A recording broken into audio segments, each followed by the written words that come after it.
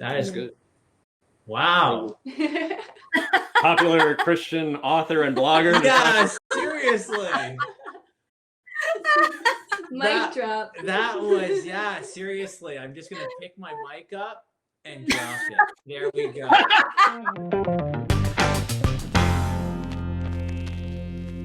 Welcome back to the 5th episode of Marriage Under Quarantine. My name's Tim Barnett, and this to my left is my beautiful wife, Stacy. And we are the married pastors at Cedarview Community Church. And we are so glad that you guys have taken the time to join us. People ask us why we do these videos, and the simple answer is we are trying to do our part to give you some tools to protect your marriage in this pandemic. Plus, we get paid to do it. Yeah, we do. If your home is anything like ours, then this season of isolation has not been easy. No. It feels like everything is harder. Work is harder, school is harder, grocery shopping is harder, and parenting is harder. All of this puts stress on your marriage. Yeah, and so this week we have two very special guests with us. Let's bring them up here. Many will know Natasha Crain. She is a speaker, blogger, actually a very popular blogger. That's what it says on the back of your book, by the way. I didn't write that. And you want to hold up the books. And author, new book just came out, talking to your kids about Jesus. Really, really great stuff. But that's not why these guys are here. Bryan is the COO. Did I get this right? The COO of Orange County Rescue Mission. That's correct. Which is just a great organization, and stand to reason we had an opportunity to go there and help out, and it was just really cool. And so we are so glad to have you guys on with us. Thanks for taking the time. Yeah, thanks for having us on. Yeah, our pleasure. And so now you guys, I mean, it sounds like you're a power couple, to be honest. Okay. You got COO on one side, you got author on the other, but you guys, I mean, honestly, just getting to know you two, you're just a down to earth couple, and we thought it would be great to have you on the program here so that we could just talk to you and have a light and breezy conversation about, how parenting affects marriage, and so let's start maybe with some warm-up questions. Okay. These are like the easy ones, and then we'll get kind of progressively hard. So why don't you kick us off? How did you two meet? I got that one. Yeah, you can do that one.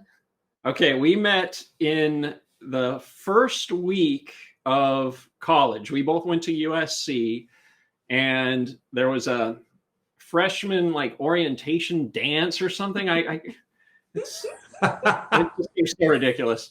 And so everybody went to this mixer, so to speak. And we both met a lot of people in that first week. But I remember coming up to Natasha as such a dork. I had denim shorts on and a Primus t-shirt. I don't know if anybody remembers the band Primus, but oh wait, I was going to say they're not Canadian. Never mind. They're a power trio, just like Rush, Tim, which is a Canadian band. I gotta ask, were these like the cut-off jean shorts where you could see the pockets? No. They came down to your knees. It was that era. Okay. Good to know. Yeah, and I rolled up on her, and I did one of these. Hey.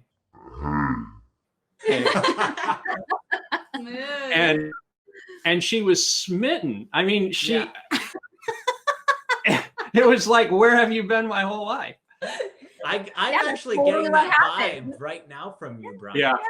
No, actually, it was a very casual first time that we met. We didn't really start dating until our senior year and beyond that after college. So, but we knew each other all through college. I knew her when she was in astronomy class, and she never went except for the midterm and the final, and still got did you get an A?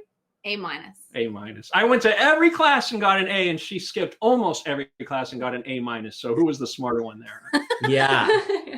Yeah. That actually, knowing Natasha, that doesn't surprise me. So, okay. So you guys you guys met, and then you got married shortly after that.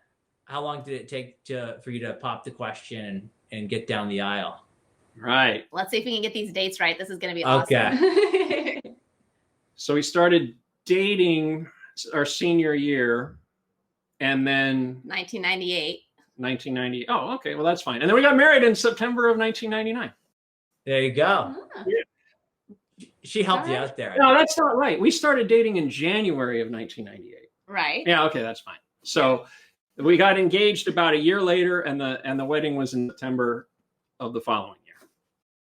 Okay. Awesome. Cool. And so how long have you two been married now? Because I'm not going to do the math in my head. 20 years. 20? Yeah. Awesome. Nicely done. Mhm. You guys look really young for 20 years. Thank you. Because that sounds very old. I know. 20 years. I mean, yeah, 20. I mean, that's a long time. And yet It is. I thought we were the same long. age. Very long. Okay. Very, very cool. And so, how many children do you have? And you can tell us briefly about them.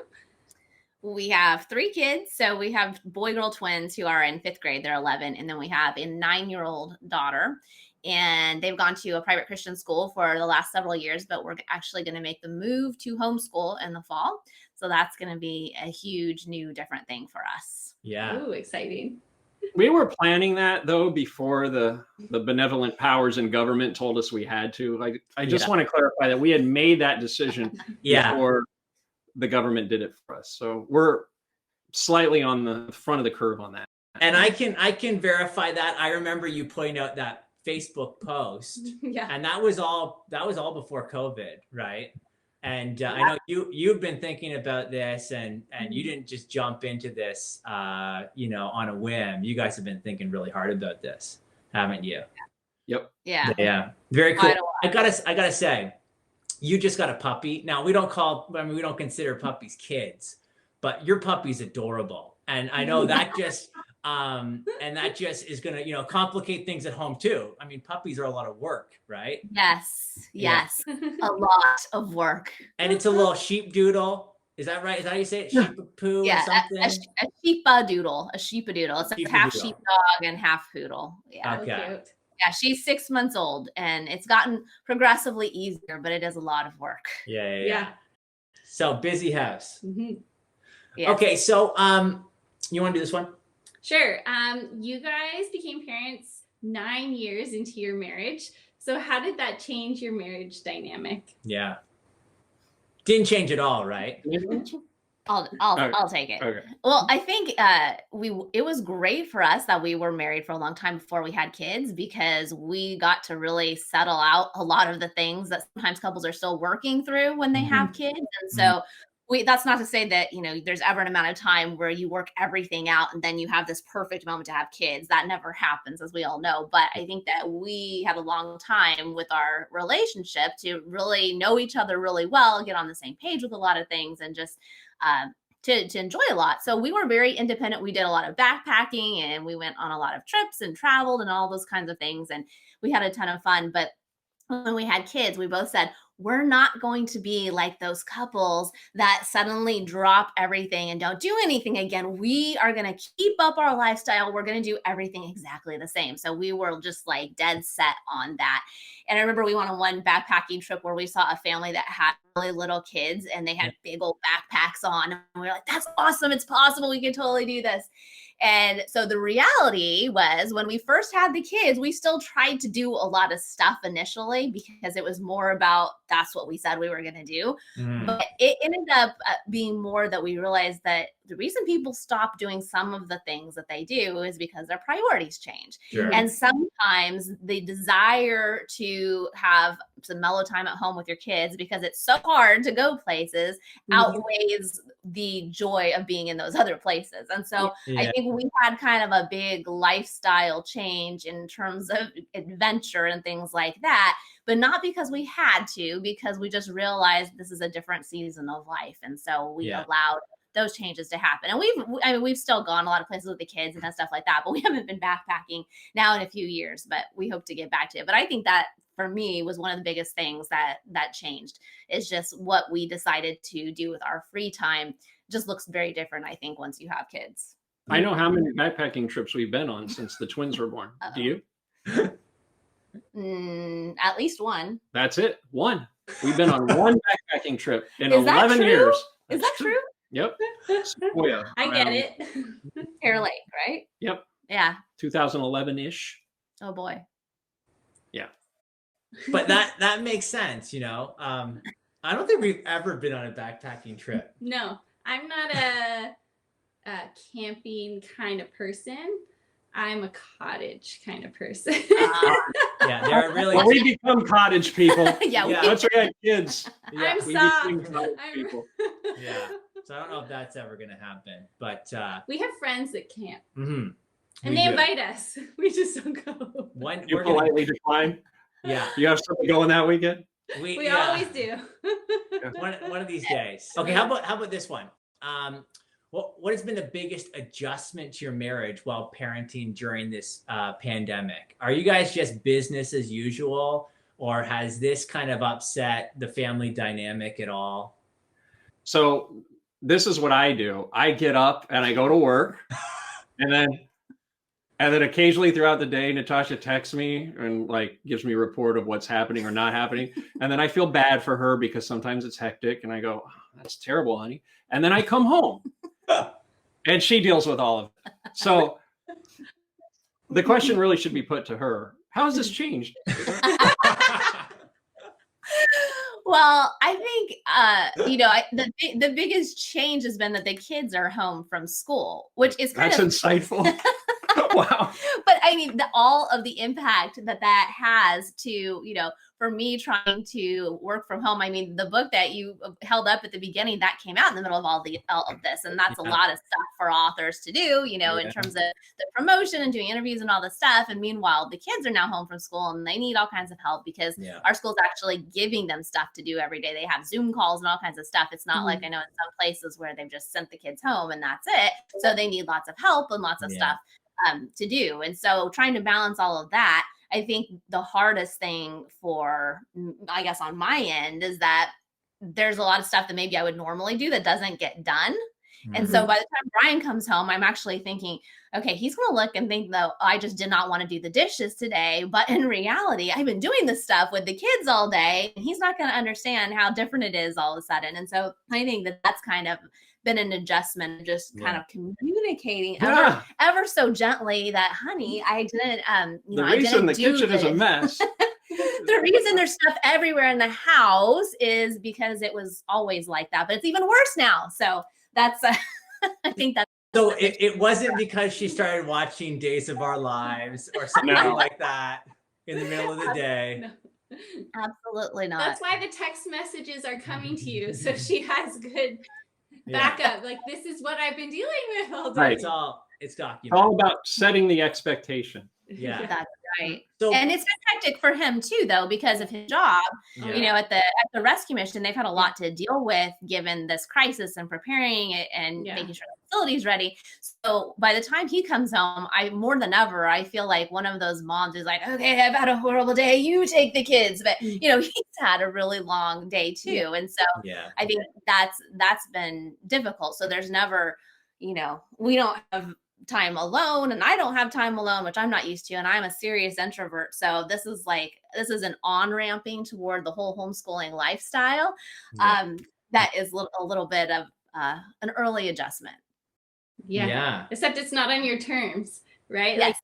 Like that's been the biggest thing for me. I'm like, I'm not able to set up when I would want to do things or how I would want to do things. You just sort of trying to adjust. Yeah. I mean, I remember the first week we're setting up Zoom accounts for our kids, I mean, now they have their own emails. I mean, we're in, and now they're on devices. I mean, and that's a whole other discussion, right? Where you try to keep them away from screens as much as possible. And now they're like full time on screens, right? And how are we going to transition out of that? I just think, man, this is going to have effects that, I mean, we really haven't appreciate. So, Okay. The screen time, I think, has been not in terms of marriage, but in terms of parenting, the hardest thing, because like you're saying, I used to be very strict about how much time they're allowed on screens. Like I have this whole parental control software that tells me exactly how much time they're spending, and I cut it off. Their computer literally shuts down when they hit a certain amount of time. But now I can no longer have those controls on their things because I have to use them for school and variable amounts per day. So it makes it really hard to just figure out, well, how much time are you allowed to have entertainment time and how much time is school time, and good luck, making sure that they're actually following those rules. So that's just I am feeling the pain on the screen time question. Okay. You want to do the next one? What is the most important thing that you have learned about yourself and or your marriage from raising your kids? I think I'd start with that, having an idea of where you stand on the big issues and the issues of faith and worldview. Knowing where you stand and where your spouse stands on that going into having kids is really, really, really important. But then it's magnified in the way you live out your life. It's in front of your kids. You can't talk about what you believe in and then not live up to the expectation that you've set. And so for me, it's been sort of an accountability, and it's like that for every parent, I assume. It's made me a better man to be a dad, and to be married to Natasha made me a better man. But then when we had kids, it changed the dynamic even more. And so I think it's sort of a refining experience, and it's why God wants us. One of the reasons why God wants us to have kids. And yeah, totally. Was that deep for that? We kind of got very serious there. It's okay. You can be totally deep. It's okay. I think for me, like it has. I think that I always thought that I would get to some point as a parent where I felt like, okay, I'm fully ready for everything now. I know everything that I need to know, and I can handle all this, and I'm going to be a full adult. But I've never gotten to a point where I feel like, how we saw our own parents. You always looked up to them as like they were parents, and it seemed like they were so advanced and old and mature, and like they knew everything, even if you disagreed with them, right? But I realized at every age and stage that as soon as you think you have something figured out, you realize that they're past that stage now and on to something else, and you really don't have it figured out. And I just realized I'm never going to get to that point of feeling like I should be in the position of being a parent. Because if you have an idea in mind that as a parent, you're kind of the all-knowing person, then I think you're always going to feel disappointed in yourself. And so that's been an ongoing struggle for me, is just as a perfectionist and a real type A person. And I'm very intentional in my parenting, but it's never going to look the way that I, want it to look perfectly. So that's been an ongoing area of development, I guess, for me. Yeah, it's so good. Man, I see both those in our own lives. Seeing our kids is almost like a mirror. They'll do something. You're like, you go to yell at them for doing it, and it's like, wait, that's what I do. That's a mini me. And so they highlight, I think, the best and the worst of us, right? Because they pick those things up from us. It's so humbling, especially when you see your worst attributes. You're like, oh no.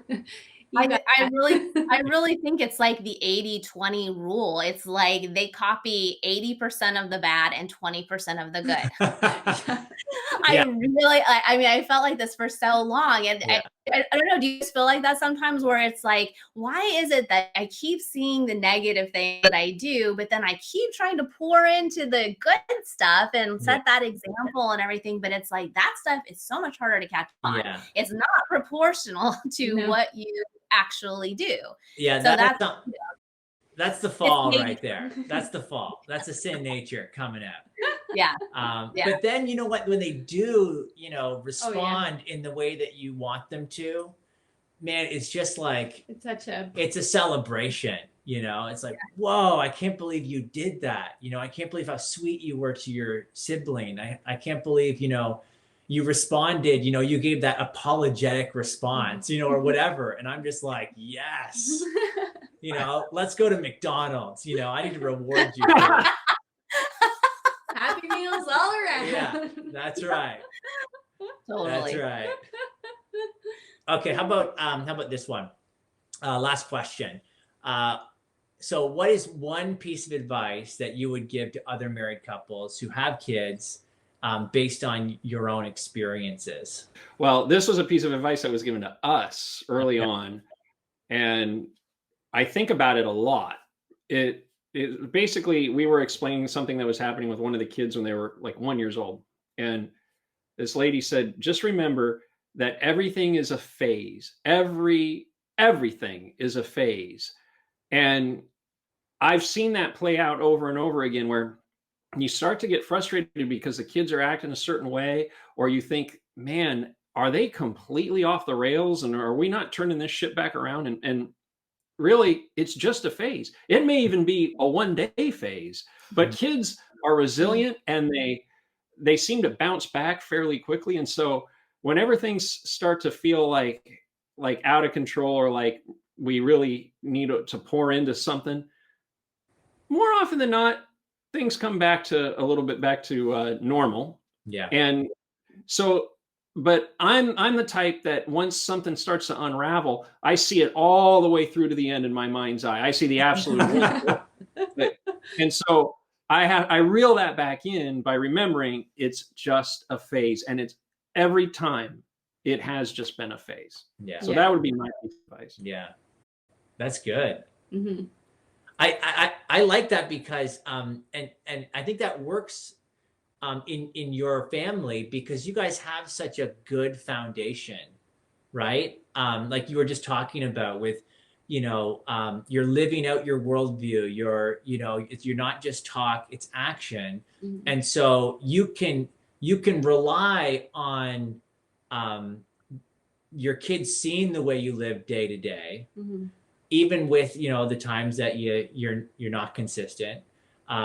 When they're able to see that, not to mention the fact that you have God working in their lives too, and so you can count on that, just being a phase. You don't have to think, oh, this is the end.